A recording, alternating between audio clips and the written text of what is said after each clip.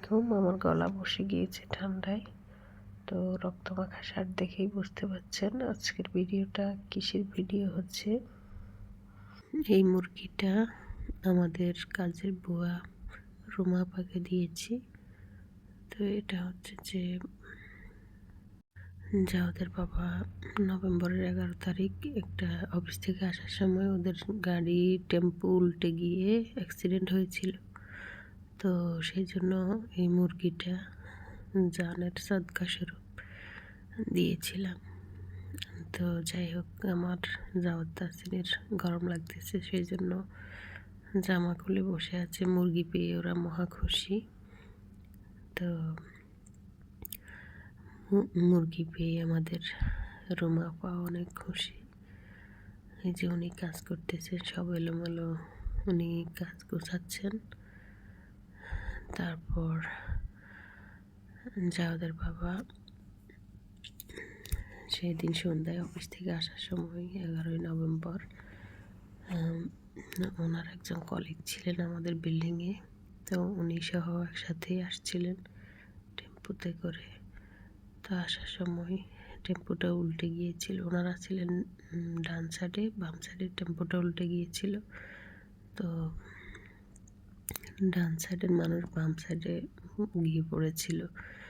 তো এই যে ওনার অ্যাক্সিডেন্ট করে মুখের চোখের নিচে দিয়ে 2টা সেলাই করা হয়েছিল, 3টা সেলাই করা হয়েছিল চোখের নিচে, তারপর 2টা সেলাই ঠোঁটের নিচে।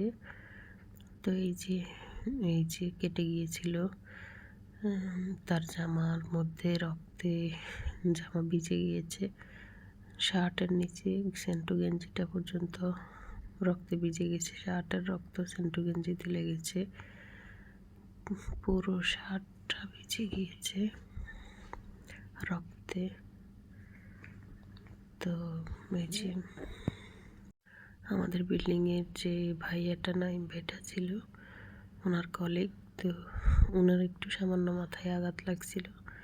তো উনি ওকে ধরে নিয়ে গিয়েছে হসপিটাল নিয়ে যাওয়ার পর এই যে ওকে ব্যান্ডেজ করে এনেছে। ও সেই দিন টাকা তুলেছিল 6,000, বাসায় আসবে, ফল টল কিনবে। অফিস থেকে বের হওয়ার কয়েক মিনিট আগে আমাকে ফোন দিয়েছিল। এরপরে আমার কথা হয় না আমার সাথে।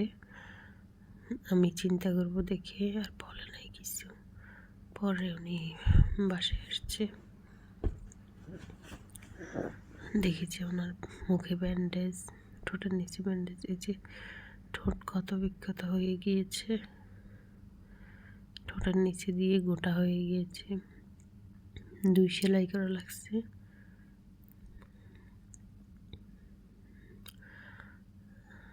ও ঠোঁটের নিচে দিয়ে এরকম হয়েছে, ও বুঝতেও পারে নাই।